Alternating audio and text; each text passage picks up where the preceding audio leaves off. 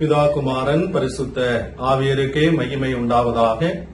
கிறிஸ்துவ அன்பர்களே, பரிசுத்தமான இந்த நாளில் இந்த ஆராதனையிலே இணைந்திருக்கும் உங்கள் அனைவரையும் இறைமகன் இயேசு கிறிஸ்துவின் திருப்பெயரிலே அன்போடு வாழ்த்தி வரவேற்றுக் கொள்ளுகின்றேன்.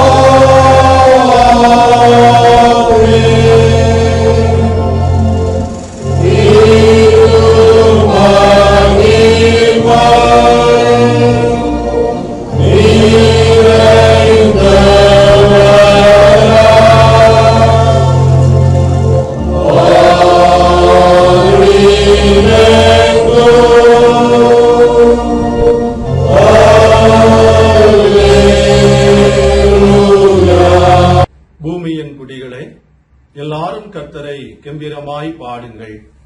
மகிழ்ச்சியோட கர்த்தருக்கு ஆராதனை செய்து ஆனந்த சத்தத்தோட அவர் சன்னதி முன் வாருங்கள்.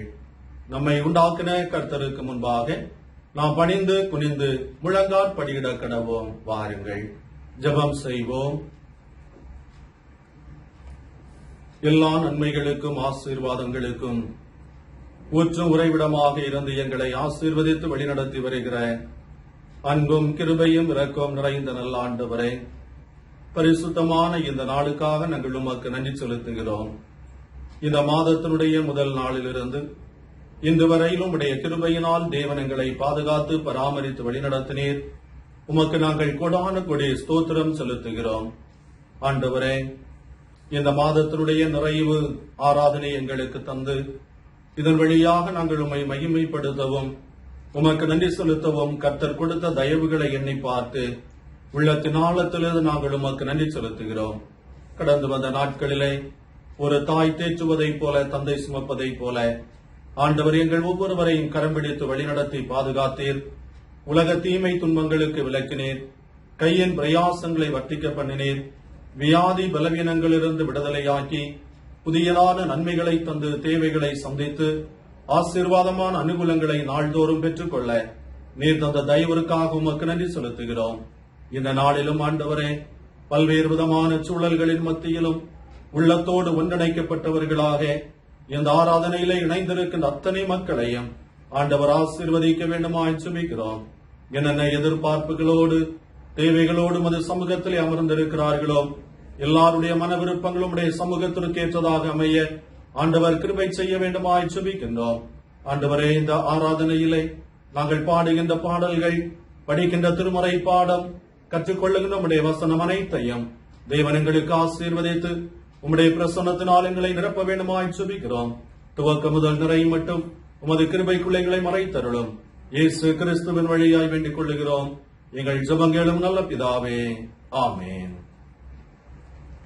நாம் அனைவரும் இணைந்து 12வது பாமாலையை பாடுவோம். பாமாலை 12, ஆத்மமே உன் ஆண்டவரின் திருப்பாதம் பணிந்து என்கிற பாடலை இணைந்து பாடி ஆண்டவரை மகிமைப்படுத்துவோம்.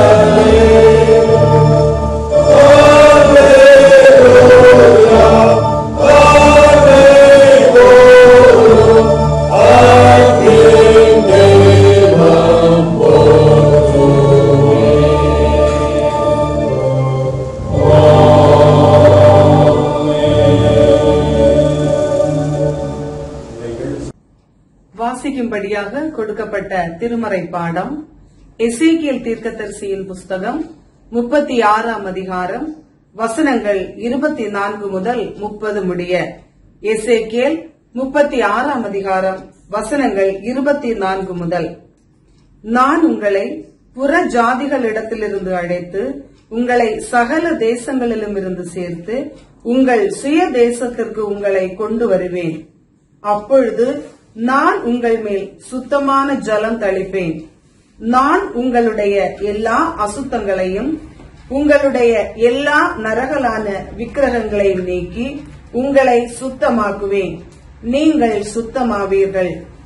உங்களுக்கு நவமான இருதயத்தை கொடுத்து உங்கள் உள்ளத்திலே புதிதான ஆவியை கட்டளையிட்டு கல்லான இருதயத்தை உங்கள் மாம்சத்திலிருந்து எடுத்து போட்டு சதையான இருதயத்தை உங்களுக்கு கொடுப்பேன். உங்கள் உள்ளத்திலே என் ஆவியை வைத்து உங்களை என் கட்டளைகளில் நடக்கவும் என் நியாயங்களை கைக்கொள்ளவும் அவைகளின்படி செய்யவும் பண்ணுவேன். உங்கள் பிதாக்களுக்கு நான் கொடுத்த தேசத்திலே நீங்கள் குடியிருப்பீர்கள். நீங்கள் என் ஜனமாயிருப்பீர்கள். நான் உங்கள் தேவனாயிருந்து உங்கள் அசுத்தங்களை எல்லாம் நீக்கி உங்களை ரட்சித்து உங்கள் மேல் பஞ்சத்தை கட்டளையிடாமல் கோதுமையை வரவழைத்து அதை பெருக பண்ணி நீங்கள் இனிமேல் ஜாதிகளுக்குள்ளே பஞ்சத்தினால் உண்டாகும் நிந்தையை அடையாதபடிக்கு விருட்சத்தின் கனிகளையும் வயலின் பலன்களையும் பெருக பண்ணுவேன். வாசிக்கும்படியாக கொடுக்கப்பட்ட திருமறை பாடம் வாசித்து முடிந்தாயிற்று. தேவனே உமக்கு மகிமை உண்டாவதாக. ஆமென். ஆண்டவரும் அருமை இரட்சகருமாயிருக்கிற இயேசு கிறிஸ்துவின் திருப்பெயரிலே உங்களை அன்போடு வாழ்த்துகின்றேன். மீண்டுமாக கடவுள் ஒரு வாய்ப்பை தந்தார். உங்களை சந்திப்பதிலே மகிழ்ச்சி அடைகின்றேன். குறிப்பாக ஒரு மாதத்தினுடைய கடைசி ஆராதனையிலே நாம் இணைந்திருக்கின்றோம். இந்த மாதத்தினுடைய நிறைவு நாட்களும் புதிய மாதத்தினுடைய ஒவ்வொரு நாட்களும் ஆசீர்வதிக்கப்பட்ட நாட்களாக அமைய ஆண்டவர் உங்களுக்கு கிருபை செய்வாராக. ஜெபிப்போம். கிருபை நிறைந்த நல்ல ஆண்டவரே, உம்முடைய வசனத்தை கற்றுக்கொள்வதற்கென்று நாங்கள் ஆயத்தப்படுகிறோம். நீர் எங்களோடு பேசும் அப்பா. உம்முடைய வசனத்தை கேட்டு அதன்படி வாழவும் அவைகளிலே நடக்கவும் ஆண்டவர் எங்களுக்கு அருள் செய்ய வேண்டுமாய் இயேசு கிறிஸ்துவின் வழியாய் வேண்டுகிறோம் எங்கள் ஜெபங்களும் நல்ல பிதாவே. ஆமேன். இந்த நாளுக்குரிய சிந்தனைக்கென்று தெரிவு செய்யப்பட்ட திருமறை பாடம் நாம் படிக்க கேட்ட எசேக்கியேல் தீர்க்கதரிசியின் புஸ்தகம் 36ஆம் அதிகாரம் 27வது வசனம். உங்கள் உள்ளத்திலே என் ஆவியை வைத்து உங்களை என் கட்டளைகளில் நடக்கவும் என் நியாயங்களை கைக்கொள்ளவும் அவைகளின்படி செய்யவும் பண்ணுவேன். வாரும் தூய ஆவியானவரே. அன்புக்குரியவர்களே, இன்று பெந்தைக்கோஸ்தே திருநாளாக அனுசரிக்கப்படுகிறது. இயேசு கிறிஸ்து உயிர்த்தெழுந்த திருநாளிலிருந்து 50வது நாளை தூய ஆவியர் திருநாள் அல்லது பெந்தைக்கோஸ்தே திருநாள் என்று திருச்சபை கொண்டாடுகிறது. பெந்தைக்கோஸ்தே என்றால் 50 என்று பொருள். பஸ்கா விழா கொண்டாடப்பட்ட நாளிலிருந்து 7 வாரங்கள் கழித்து, அதாவது 49 நாட்களுக்கு பின் வாரங்களின் பண்டிகையை இஸ்ரவேலர் கொண்டாடினார்கள். இந்த 7 வாரங்களும் வார்கோதுமையை அவர்கள் அறுவடை செய்தார்கள். 50வது நாளிலே அறுவடை செய்த வார்கோதுமையிலிருந்து ஒரு பகுதியை காணிக்கையாக ஆலயத்தில் படைத்து பெந்தைக்கோஸ்தே விழாவாக கொண்டாடினார்கள். இந்த பெந்தைக்கோஸ்தே விழா கொண்டாடப்படுவதற்கு எருசலேமிலே சீடர்கள் கூடி வருகிறார்கள். இயேசுவின் மரணத்தோடு எல்லாம் முடிந்துவிட்டது என்ற நிலைமையில் இயேசுவின் உயிர்த்தெழுதல் சீடர்களுக்கு நம்பிக்கையை கொடுத்து இறைப்பணிக்கு உத்வேகத்தை கொடுத்ததாக அமைந்தது. இயேசு பரத்திற்கு எடுத்துக் கொள்ளப்படுவதற்கு முன்பதாக அவர் எருசலேமை விட்டு நீங்காமல் கோழி தன்னுடைய குஞ்சுகளை பராமரிப்பது போலவே சீடர்கள் மேல் பாரம் கொண்டு அக்கறை கொண்டு அவர்களை தேடி தேடி அவர்களை திடப்படுத்தினார். பெந்தைக்கோஸ்தே நாள் வந்தபோது நாலா பக்கத்திலும் இருந்த சீடர்கள் ஒருமனப்பட்டு ஓரிடத்திலே கூடினார்கள். அப்போது தூய ஆவியரால் அவர்கள் நிரப்பப்பட்டு தங்களுக்கு அருளப்பட்ட வரங்களின்படியே அவர்கள் மாற்றுருவாக்கத்தை பெற்றுக் கொண்டார்கள். அது மட்டுமல்ல, இயேசுநாதருக்கு சாட்சிகளாக மாறினார்கள் என்பதை அப்போஸ்தலர் 2ஆம் அதிகாரம் நமக்கு கற்றுத்தருகிறது. இந்த பழைய பாட்டு பகுதியான எசேக்கியேல் தீர்க்கதரிசியின் புஸ்தகம் 36ஆம் அதிகாரத்தை நாம் படித்து பார்க்கின்ற போது இஸ்ரவேல் மக்களின் மாற்றுருவாக்கத்தை கர்த்தர் விரும்புகிறார் என்பதை இந்த பகுதி மிக அழகாக நமக்கு சொல்லித் தருகின்றது. அவர்கள் இந்த அவல நிலைமைக்கு தள்ளப்படுவதற்கான ஒரு காரணம் அவர்களிலே காணப்பட்ட பாவம் என்பதை இந்த வரலாறு நமக்கு கற்றுத்தருகிறது. ஜனங்கள் கடவுளின் பெயருக்கு களங்கம் விளைவித்தார்கள். அவர்கள் கடவுளை ஆராதிப்பதற்கு பதிலாக, உண்மையான தேவனை தொழுது கொள்ளுவதற்கு பதிலாக தங்களுக்கென்று விக்கிரகங்களை செய்து வைத்து அவைகளை பணிந்து கொள்ள தொடங்கின. சில தவறான காரியங்களும் அவருடைய பாவங்களுக்கு வழிகாட்டிகளாக அமைந்திருக்கின்றது. ஆக ஆண்டவரை விட்டு அவர்கள் தூரம் சென்றபோது தங்களுக்கென்று ஆண்டவர் கொடுத்திருந்த வழிகாட்டுதலை மறந்து மனம்போன போக்கிலே வாழ்ந்த போது இந்த ஜனங்கள் பாவத்திலே அவர்கள் அதிகமாக ஈடுபடுகின்றார்கள். பாவத்தினுடைய மிகுதியினாலே சிறைபிடிக்கப்படுகின்றார்கள். அவர்கள் பல நிலைமைகளிலே துன்பங்களை சந்திக்கின்ற ஒரு அனுபவத்தை இந்த பகுதி மிக அழகாக நமக்கு கற்றுத்தருகிறது. அன்புக்குரியவர்களே, இந்த ஜனங்கள் மீண்டும் மனம் திரும்பி அவர்கள் இழந்து போன அந்த அனுபவங்களை பெற்றுக்கொள்ள வேண்டும் என்று தேவன் விரும்புகின்றவராக இருக்கிறார். இப்போது அவர்களை தன் பக்கமாக கொண்டு வருவதற்கு ஆண்டவர் முயற்சி செய்கிறார். அவர்களை மாற்றுருவாக்கம் செய்ய வேண்டும் என்று கர்த்தர் விரும்புகின்றவராக இருக்கிறார். ஆகவே தான் இங்க இறைவாக்கினர் சொல்லுகிறார், உங்கள் உள்ளத்தில் என் ஆவியை வைப்பேன் என்று சொல்லி. அன்புக்குரியவர்களே, எந்த ஒரு மனிதனும் கடவுளுடைய சமூகத்தை விட்டு தூரம் செல்லுகின்ற போது அவர் அவைகளை பார்த்து நிற்கின்றவர் அல்ல.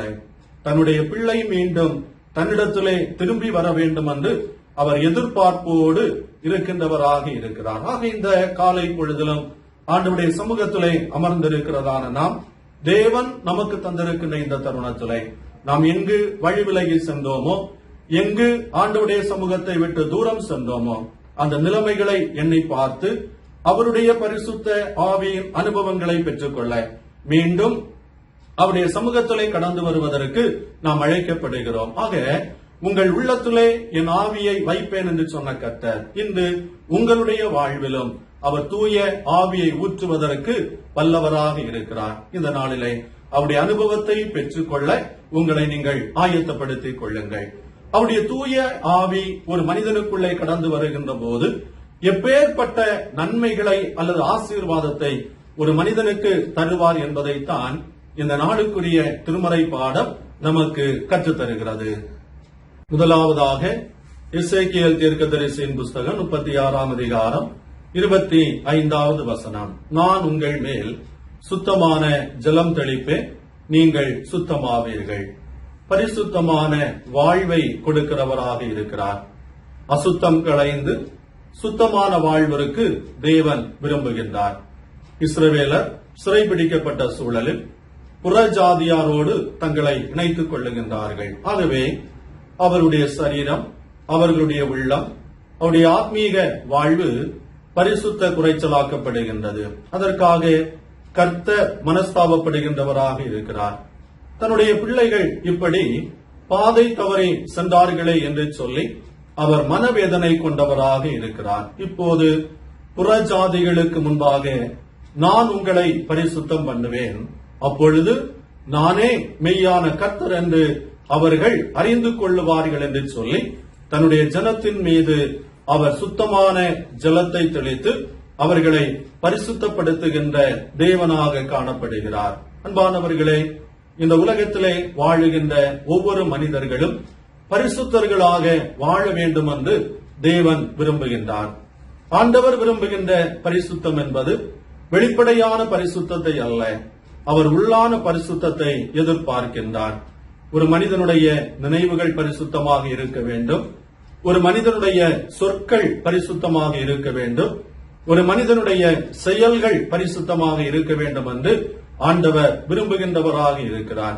மல்கியா தீர்க்கதரிசியின் புஸ்தகம் 1ஆம் அதிகாரம் 12வது வசனத்தை நாம் படித்து பார்க்கின்ற போது, என் நாமத்தை பரிசுத்த குறைச்சலாக்கினீர்கள் என்று அங்கே கர்த்தர் குறிப்பிடுகின்றார். குறிப்பாக அந்த பகுதியிலே நாம் புரிந்து கொள்ளுகின்ற இன்னொரு காரியம், கர்த்தரின் பந்தி அசுத்தமானது என்றும் அதன் ஆகாரத்திலே ஒரு பலனும் இல்லை என்று சொல்லி அதை அற்பமாக நீங்கள் எண்ணி என்னுடைய நாமத்தை பரிசுத்த குறைச்சலாக்கினீர்கள் என்று சொல்லி அங்கே இறைவாக்கினர் குறிப்பிடுகிறார். அன்புக்குரியவர்களே, பல நேரங்களிலே நம்முடைய ஆத்மீக வாழ்விலும் ஆலயத்தை பரிசுத்த குறைச்சலாக்கின நேரம், ஆராதனையை பரிசுத்த குறைச்சலாக்கின நேரம், அவருடைய பந்தியை பரிசுத்த குறைச்சலாக்கின நேரம், இவைகள் எல்லாம் ஆண்டவருடைய சமூகத்திலே நினைவு கூறப்படுகின்ற ஒன்று. ஆகையினாலே இவைகள் எல்லாவற்றிலிருந்தும் தன்னுடைய ஜனங்களை மீட்பதற்காக நான் உங்கள் மேல் சுத்தமான ஜலம் தெளிப்பேன், நீங்கள் சுத்தமாவீர்கள் என்று குறிப்பிடுகிறார். இன்னும் மல்கியா 2ஆம் அதிகாரம் 10வது வசனத்தை நாம் படித்து பார்க்கின்ற போது, உடன்படிக்கையை பரிசுத்த குறைச்சலாக்கினீர்கள் என்று அங்கே குறிப்பிடுகிறார். அவன் தன் சகோதரனுக்கு துரோகம் பண்ணினார்கள் என்பது அங்கே சொல்லப்பட்டிருக்கிறது. அன்புக்குரியவர்களே, ஒவ்வொரு மனிதர்களும் இந்த உலகத்திலே தன்னை போல பிறரை நேசிக்க வேண்டும் என்று சொல்லி திருமறை நமக்கு கற்றுத் தருகின்றது. ஆக இந்த உலகத்தை நாம் எடுத்துக் கொள்ளுகின்ற போது சகோதரர்களுக்குள்ளே பகைமை, குடும்பத்திலே பகைமை, பல்வேறு விதமான வைராக்கியங்கள், பல்வேறு விதமான பிரச்சனைகள், இன்னும் பல்வேறு தீய பழக்க வழக்கங்கள் ஒரு மனிதனுடைய வாழ்விலே இருக்கின்ற போது அங்கே ஆண்டவருடைய உடன்படிக்கை பரிசுத்த குறைச்சலாக மாற்றம் பெறுகிறது. ஆகவே தான் இங்கே வசனம் நமக்கு கற்றுத் தருகின்ற போது உடன்படிக்கையை பரிசுத்த குறைச்சலாக்கினீர்கள் என்று இங்கே குறிப்பிடுகிறார். ஆக அன்பானவர்களே, நாம் ஆலயத்திலே சென்று ஆண்டவரை ஆராதித்தாலும் சரி, இருக்கின்ற இடங்களிலே இருந்து ஆண்டவரை ஆராதித்தாலும் சரி, நம்முடைய உள்ளமும் நம்முடைய சரீரமும் பரிசுத்தமாக இருக்க வேண்டும். அப்போது மட்டுமே அவருடைய பிரசன்னத்தை உணர்ந்து கொள்ள முடியும் என்பதை இந்த வசனங்கள் நமக்கு கற்றுத் தருகிறது. நம்மை அழைத்தவர் அவர் பரிசுத்தம் உள்ளவராக இருக்கிறார். ஆகையினாலே அவரால் அழைக்கப்பட்ட ஒவ்வொருவரும் பரிசுத்தர்களாக வாழ வேண்டும் என்பதை திருமறை நமக்கு கற்றுத் தருகிறது. இன்றைய உலகத்திலே மனிதன் இறைவனை காண்பதற்காக இந்த உலகத்திலே அவன் ஓடிக்கொண்டே இருக்கிறான். அவன் எங்கும் அவனால் இறைவனை கண்டுகொள்ள முடியவில்லை. காரணம், பரிசுத்தமில்லாத ஒரு வாழ்வு அவனுக்குள்ள இருக்கிற போது மனிதன் ஒருபோதும் இறைவனை கண்டுகொள்ள இயலாது. எபிரேயர் 12ஆம் அதிகாரம் 14வது வசனம் இப்படியாக நமக்கு கற்றுத் தருகிறது, பரிசுத்தம் இல்லாமல் ஒருவரும் கர்த்தரை தரிசிப்பதில்லையே என்று சொல்லி. அன்பானவர்களே, ஒரு மனிதனுடைய வாழ்க்கையிலே அவருடைய நினைவுகள் பரிசுத்தமாக இருக்கிற போது, அவருடைய வார்த்தைகள் பரிசுத்தமாக இருக்கிற போது, அவருடைய வாழ்வு பரிசுத்தமாக இருக்கிற போது அவன் எங்கிருந்து கடவுளை ஆராதித்தாலும் இறைவனை காண்கின்ற மகாபெரிதான ஒரு பாக்கியத்தை அவன் பெற்றுக் கொள்ளுகிறான். இங்கே இஸ்ரவேல் ஜனங்கள் ஆண்டவருடைய பிள்ளைகளாக வாழ அழைக்கப்பட்டவர்கள், என்னுடைய ஜனம் என்று சொல்லி பெயர் பெற்றவர்கள். இப்போது ஆண்டவருடைய சமூகத்தை விட்டு தூரம் சென்று அவர்கள் பரிசுத்த குறைச்சலை தங்களுக்குள்ளே உருவாக்கி கொண்டார்கள். தேவன் அவர்கள் மீது சுத்தமான ஜனத்தை தெளித்து நான் உங்களை பரிசுத்தப்படுத்துவேன் என்று கூறி பரிசுத்தத்திற்காக அழைப்பு கொடுக்கிறவராக இருக்கிறார். அப்போஸ்தலர் 2ஆம் அதிகாரத்தை நாம் படித்து பார்க்கின்ற போது பலவிதமான மனநிலைமையிலே பிளவுபட்டு போன இந்த சீடர்கள் நாலா பக்கத்திலிருந்தும் பெந்தேகோஸ்தே திருநாளிலே ஓரிடத்திலே கூடி வந்தார்கள். அவர்களுடைய மனது ஒன்றிணைக்கப்பட்டது. அப்போது அவர்கள் ஒருமித்திருந்து ஆண்டவரை தேடின போது அவருடைய வேற்றுமைகள் அகன்றது. அவருடைய மன விருப்பங்கள் எல்லாம் ஒருமுகப்படுத்தப்பட்டது.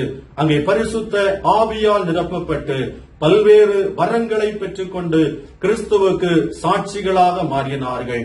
அது மட்டுமல்ல, இந்த பரிசுத்த ஆவியாருடைய அனுபவம் திருச்சபை பிறப்பதற்கு ஒரு காரணமாக அமைந்திருக்கிறது. ஆக அன்புக்குரியவர்களே, உங்களுடைய வாழ்க்கையிலேயும் தேவன் பரிசுத்தமான வாழ்வை எதிர்பார்க்கின்றவராக இருக்கிறார். காரணம், உங்களை அழைத்தவர் பரிசுத்தம் உள்ளவர். ஆகையினாலே நீங்கள் பரிசுத்தர்களாக இந்த உலகத்திலே வாழ வேண்டும் என்பதை தேவன் எதிர்பார்க்கின்றவராக இருக்கிறார்.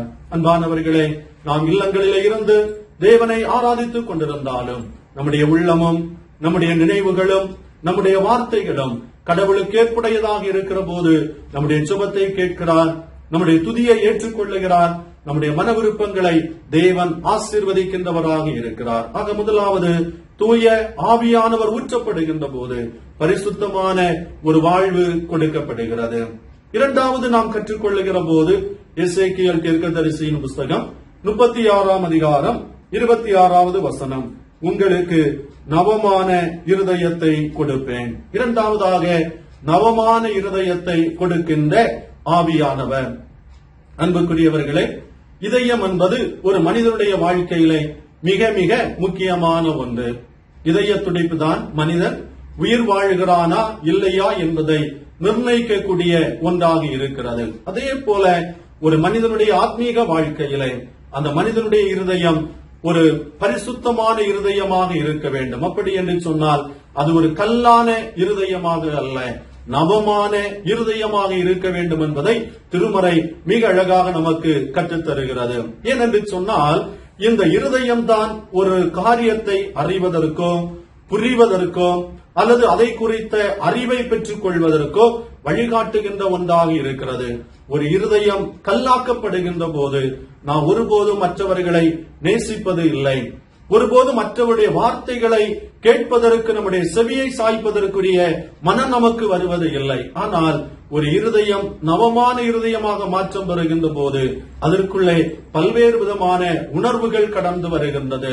அங்கே அன்பு வருகின்றது, அங்கே ஒற்றுமை இருக்கின்றது, அமைதி இருக்கின்றது, எல்லாரையும் ஆண்டவருடைய சமூகத்திற்கு நேராக வழிநடத்துகின்ற ஒரு பண்பு அதற்குள்ளே கடந்து வருகிறது. ஆனால் கல்லான இதயம் இருக்கின்ற போது அது எவரையும் ஏற்றுக்கொள்ளாத ஒரு மனநிலைமைக்கு அது தள்ளுகின்றது. திருமறையை கற்றுக்கொள்கையிலே பல்வேறு மனிதர்கள் பலவிதமான இருதயத்தோடு வாழ்ந்து கொண்டிருக்கிறார்கள்.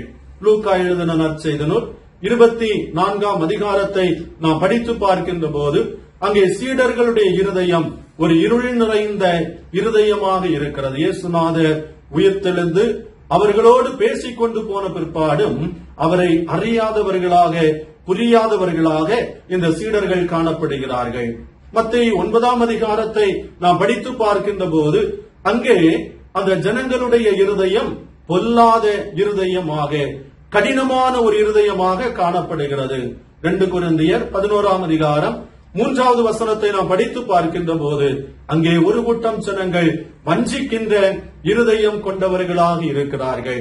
யாத்திராகம புத்தகத்திலே பார்வோனுடைய இருதயம் கடினமான ஒரு இருதயமாக இருந்தது. ஆக இந்த நவமான இருதயம் இல்லாதபடிக்கு இருளான பொல்லாங்கான வஞ்சகம் நிறைந்த இருதயம் யார் யாருடைய சரீரத்திலே காணப்படுகின்றதோ அவர்கள் ஒருபோதும் ஆண்டவரை தரிசிக்கவும் முடியாது, அவருடைய ஆசீர்வாதத்தை பெற்றுக் கொள்ளவும் முடியாது. தேவன் ஒவ்வொருடைய வாழ்விலும் நவமான இருதயத்தை அவர் எதிர்பார்க்கின்றவராக இருக்கிறார். ஆகவே தான் சங்கீதங்களின் புஸ்தகம் 51:10 தாவீது சொல்லுகிறான், ஆண்டவரே சுத்த இருதயத்தை என்னிலே சிருஷ்டியும் என்று சொல்லுகின்றான். அவனுடைய வாழ்க்கையிலே இந்த கடினமான இருதயத்தின் வழியாக பாவத்திற்கு தள்ளப்படுகின்றான். அதை உணர்ந்து கொண்ட போது அவன் சொல்லுகிறான், ஆண்டவரே சுத்த இருதயத்தை எனக்கு தாரும் என்று சொல்லி. அன்பானவர்களே, ஒவ்வொருடைய இருதயங்களும் பரிசுத்தமானதாக பாதுகாக்கப்பட வேண்டும் என்று சொல்லி தேவன் விரும்புகின்றார். இருதயத்தினுடைய நினைவுகளும் இருதயத்தினுடைய எண்ணங்களும் பரிசுத்தம் நிறைந்ததாக இருக்க வேண்டும். மூன்றாவதாக எசேக்கியேல் தீர்க்கதரிசியின் புஸ்தகம் 36ஆம் அதிகாரம் 30வது வசனம், விருட்சத்தின் கனிகளையும் வயலின் பலன்களையும் பெருக பண்ணுவேன். இறைவனை விட்டு தூரம் சென்ற ஜனங்கள் அவரிடத்திலே வருகின்ற போது அவர்களை பரிசுத்தப்படுத்தி நவமான இதயத்தை கொடுத்து வளமான வாழ்வை தூய ஆவியர் கொடுக்கின்றவராக இருக்கிறார். இறைவனை விட்டு தூரம் சென்ற ஜனங்கள் மீண்டும் அவரிடத்திலே திரும்பினால் அவருடைய ஜனங்களாக அவர்கள் மாறுகிறார்கள். கோழி தன்னுடைய குஞ்சுகளை சேர்த்துக் கொள்வதைப் போல தேவன் தன்னுடைய பிள்ளைகளை அவர் சேர்த்துக் கொள்ளுகிறார். ஒரு தாயை போல அல்லது ஒரு தந்தையை போல ஒரு நண்பனை போல தன்னுடைய ஜனங்களை அவர் தேற்றி அவர்களுக்கு வளமான வாழ்வை கொடுத்து வழிநடத்த வல்லவராக இருக்கிறார். இங்கே இந்த இஸ்ரவேலர் மீண்டும் ஆண்டவருடைய சமூகத்திலே திரும்பி வருகின்ற போது அவர்களுக்கு மேன்மையான அனுபவத்தை கொடுக்கிறார். அதைத்தான் இந்த வசனம் சொல்லித் தருகின்றது. பஞ்சம் இருப்பது இல்லை, விளைச்சல் பெருகுகின்றது, பாழாக்கப்பட்ட தேசம் பயிரிடப்படுகின்ற ஒரு விளைநிலத்தை போல மாறுகின்றது, அது ஏதேன் தோட்டத்தை போல் செழிப்பு நிறைந்த ஒன்றாக மாற்றம் பெறுகிறது என்பதை இங்கே சுட்டிக்காட்டுகிறார். அன்புக்குரியவர்களே, இவைகள் எல்லாவற்றிற்கும் மேலாக என்னுடைய ஜனங்கள் இந்த தேசத்திலே பெருகுவார்கள், நான் கர்த்தர் என்பதை புற ஜாதிகள் அறிந்து கொள்வார்கள் என்பதை இங்கே சுட்டிக்காட்டுகின்றார். இப்போது பாவத்து நிமித்தமாக இழந்து போன அத்தனை நன்மைகளையும் ஆண்டவருடைய பிள்ளைகள் திரும்ப பெற்றுக் கொள்ளுகின்ற ஒரு அனுபவத்தை இங்கே நாம் கண்டுகொள்ள முடிகிறது. அன்பானவர்களே, உங்களுடைய வாழ்விலும் கூட நீங்கள் ஆண்டவரை விட்டு தூரம் சென்றாலும் மனமருந்தி அவருடைய சமூகத்தை நாடுகின்ற போது அவர் இழந்து போன நன்மைகளை மீண்டும் உங்களுக்கு தருகிறார். இங்கே தன்னுடைய ஜனங்களை முதலாவது அவர் பரிசுத்தப்படுத்துகிறார். கல்லான இருதயத்தை மாற்றி நவமான இதயத்தை கொடுக்கிறார், வளமான வாழ்வை கொடுக்கிறார். நீங்களும் இன்றைய அவருடைய கரங்களிலே உங்களை ஒப்புக் கொடுங்கள், அவரை தேடுங்கள், அப்பொழுது கண்டுகொள்வீர்கள்.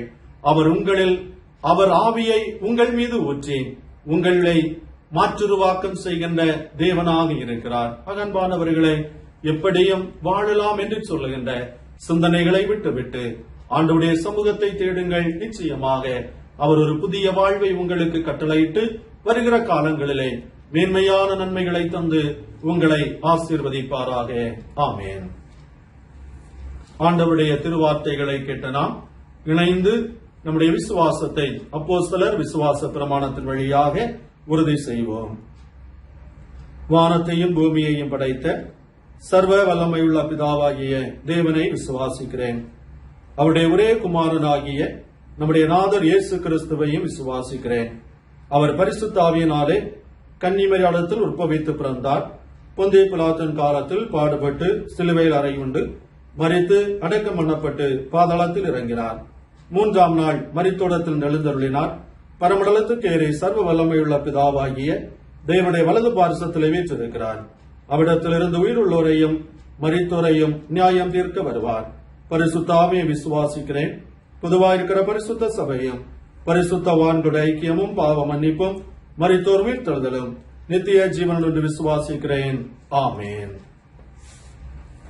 இந்த வாரத்திலே பிறந்த நாளை கொண்டாடுவோர் 29ஆம் தேதி என்று mister Jaison Dharmaraj, mister Stanley Livingston. 30ஆம் தேதி mister John Simon Christopher, mister Christo Prakash, mister Nabu Sathyanesan, mister Jacob Selvakumar, missus Subha Mallika Kumari Jacob Selvakumar. 31ஆம் தேதி மிஸ்டர் நிரஞ்சன் லிவிங்ஸ்டன். ஜூன் மாதம் 4ஆம் தேதி miss Michaela Caroline Vijay Daniel, missus Mangalamary Peter Bakkiyanathan, mister Denovo David ஆகியோர் இந்த வாரத்திலே பிறந்த நாளை கொண்டாடுகின்றார்கள். பிறந்த நாளை கொண்டாடுகிற அனைவரையும் திருச்சபையின் சார்பிலே வாழ்த்தி பாராட்டுகின்றேன். இந்த வாரத்திலே 31ஆம் தேதி mister Henry Chin, missus Suganthi Anburani. June மாதம் 2ஆம் தேதி mister Justin Raji, missus Vimala Justin Raji. 3ஆம் தேதி மிஸ்டர் ஜெயம், மிஸ்ஸஸ் ஆனந்தி ஜெயம் ஆகியோர் திருமண நாளை கொண்டாட ஆயத்தப்படுகிறார்கள். ஆக இந்த வாரம் பிறந்த நாள் திருமண நாளை கொண்டாடுகிற அனைவரையும் திருச்சபையின் சார்பிலே வாழ்த்தி பாராட்டுகின்றேன். புதிய ஆண்டு ஆசீர்வாதமாக அமைய ஆண்டவர் கிருபை செய்வாராக. ஜெபம் செய்வோம். வருஷத்தை நன்மையால் முடிசூட்டுகின்ற நல்ல கர்த்தரை, பரிசுத்தமான இந்த நாளுக்காக உமக்கு நன்றி செலுத்துகிறோம். இந்த வாரத்திலே பிறந்த நாளையும் திருமண நாளையும் கொண்டாட ஆயத்தப்படுகிற உம்முடைய பிள்ளைகளுக்காக ஜெபிக்கிறோம். ஆண்டவர் ஒவ்வொருவரையும் ஆசீர்வதிக்க வேண்டுமாய் ஜெபிக்கிறோம். எதிர்பார்த்துக் கொண்டிருக்கிற நன்மைகளை பெற்றுக் கொள்ளவும் மகிழ்ச்சிகரமான நாட்களை கண்டுகொள்ளவும் ஆண்டவர் கிருபை தாரும். ஆண்டவரே, சிறு பிள்ளைகள் கல்விக்குரிய ஞானத்தினாலும் அறிவினாலும் புத்தியினாலும் நிரப்பப்பட கிருபை தாரும். சரீர பலன், சுகம், ஆரோக்கியத்தை பெற்றுக்கொள்ள அருள் செய்யும். பெரியோர், ஆண்டவரே, அவருடைய கடமையிலே உமது கிருபை கூட இருந்து கடமைகளை செய்வதற்குரிய சரீர பலன், சுகத்தையும் கையின் பிரயாசங்களையும் நிறைவாக காண ஆண்டவர் அருள் தர வேண்டுமாய் சுபிக்கிறோம். சிறப்பாக இல்லற வாழ்வில இணைந்து புதிய ஆண்டிலே பிரவேசிக்க இருக்கிற உம்முடைய பிள்ளைகளுக்காக ஜெபிக்கிறோம். ஆண்டவர் தாமே இல்லற வாழ்விற்கு தலைவராக வீற்றிருந்து தேவைகளை சந்தித்து மகிழ்ச்சிகரமான பாதையிலே வழிநடத்தும். ஒவ்வொருவரையும் தலைமுறை பேற்று நாள் நிரப்பி மேன்மையான அனுபவங்களால் முடிசூட்டப்பட கர்த்தர் கிருபை செய்ய வேண்டுமாய் ஜெபிக்கிறோம். அனைவரையும் வாழ்த்தி ஆசீர்வதித்து ஆண்டவருடைய கரத்திலே தருகிறோம். நீர் பாதுகாத்துக் கொள்ளும். இயேசு கிறிஸ்துவின் வழியாய் வேண்டிக் கொள்ளுகிறோம். எங்கள் ஜெபங்களும் நல்ல பிதாவே, ஆமென். நாம் அனைவரும் இணைந்து 335வது பாமாலை பாடலை பாடுவோம். பாமாலை 335, நான் தூதனாக வேண்டும் வெண் தூதருடையும் என்கிற பாடலை இணைந்து பாடி ஆண்டவரை மகிமைப்படுத்துவோம்.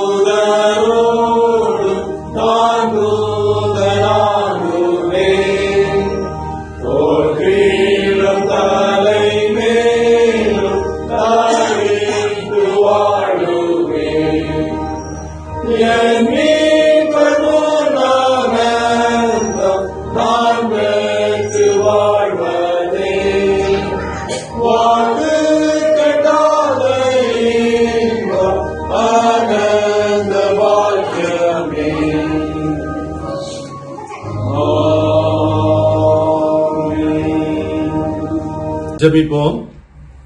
கிருபை நிறைந்த நல்ல ஆண்டவரே, இந்த நாள் ஆராதனைக்காக உமக்கு நன்றி செலுத்துகிறோம். தூய ஆவியாரை எங்களுடைய வாழ்விலை பெற்றுக் கொள்ளுகின்ற போது நீர் பரிசுத்தப்படுத்துகின்றீர். கல்லான இதயத்தை மாற்றி நவமான இதயத்தை தருகிறேன். வளமான வாழ்வை எங்களுக்கு கொடுக்கிறேன். அந்த அனுபவத்தை வருகிற நாட்களிலே பெற்றுக்கொள்ள ஆண்டவர் கிருபை செய்ய வேண்டுமாய் ஜெபிக்கிறோம். இந்த நாள் ஆராதனையிலே இணைந்திருக்கிற அத்தனை மக்களையும் ஆண்டவர் அறிந்திருக்கின்றேன். யார் யாருக்கு என்னென்ன தேவையோ எல்லாவற்றையும் நீர் கொடுப்பீராக. இந்த நாட்களிலும் பலவீனப்பட்டிருக்கிற உம்முடைய பிள்ளைகளுக்கு ஆண்டவர் சுகம் கொடுக்க வேண்டுமாய் நாங்கள் ஜெபிக்கின்றோம். ஆண்டவரே, திருச்சபையினுடைய எல்லா குடும்பங்களுக்காக, கேம்பிலே வசிக்கின்ற நண்பர்களுக்காக ஜெபிக்கிறோம். எல்லாருடைய தேவைகளையும் ஆண்டவர் சந்தித்து மகிழ்ச்சிகரமான பாதையிலே வழிநடத்த வேண்டுமாய் ஜெபிக்கிறோம். சிறப்பாக மருத்துவ துறைகளிலே பணி செய்கின்ற உம்முடைய பிள்ளைகளுக்காக நாங்கள் ஜெபிக்கிறோம். அப்பா, எந்த பாதிப்பும் ஏற்படாதபடிக்கு உம்முடைய பாதுகாவலை கொடுத்து கர்த்தர் பராமரிக்க வேண்டுமாய் ஜெபிக்கிறோம். இந்த தேசத்திலும் கொடிய வைரஸினாலே பாதிக்கப்பட்டிருக்கிற பிள்ளைகளுக்காக ஜெபிக்கிறோம். ஆண்டவர் தாமே சரீரத்திலே முழுமையான விடுதலை பெற்றுக்கொள்ள கர்த்தர் இரக்கம் செய்ய வேண்டுமாய் ஜெபிக்கிறோம். அப்பா, இந்த தேசத்தையே உமது கரத்திலே தருகிறோம். உம்முடைய பாதுகாவலும் பராமரிப்பும் எப்போதும் கூட இருக்கட்டும். ஆண்டவரே, ஒரு புதிய மாதத்திலே பிரவேசிக்க ஆயத்தப்படுகையிலே புதிய மாதத்தினுடைய ஒவ்வொரு நாட்களும் அனைவருக்கும் ஆசீர்வாதமாக அமையட்டும். புதிய மாதத்திலே கையின் பிரயாசங்களை வர்த்திக்க பண்ணும், தேவைகளை சந்தையும் கடமைகளை செய்வதற்குரிய சரீரபலன் சுகத்தையும் ஆரோக்கியத்தையும் பெற்றுக்கொள்ள ஆண்டவர் கிருபை செய்ய வேண்டுமாய் ஜெபிக்கிறோம். புதிய மாதத்தினுடைய எதிர்பார்ப்புகளை கர்த்தர் ஒவ்வொருவருக்கும் நிறைவேற்றுவீராக. இந்நாளிலும் இந்த ஆராதனையில இணைந்து ஆராதிக்கின்ற போது எல்லாருடைய வேண்டுதல்களையும் ஆண்டவர் அறிந்திருக்கின்றேன். ஏற்ற காலங்களிலே கர்த்தர் அவர்களுக்கு பதில் கொடுத்து மேன்மையான பாதையிலே அனைவரையும் வழிநடத்த வேண்டுமாய் இயேசு கிறிஸ்துவின் வழியாய் வேண்டிக் கொள்ளுகிறோம். எங்கள் ஜெபங்கேளும் நல்ல பிதாவே, ஆமென்.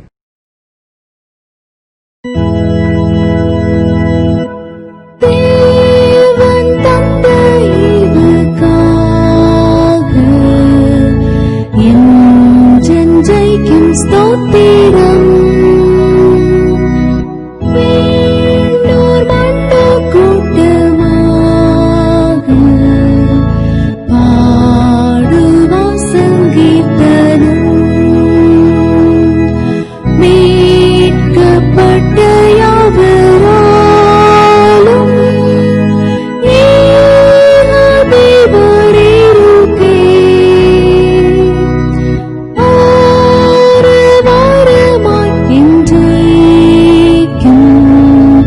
ஸ்தோத்திரம் உண்டாகவே.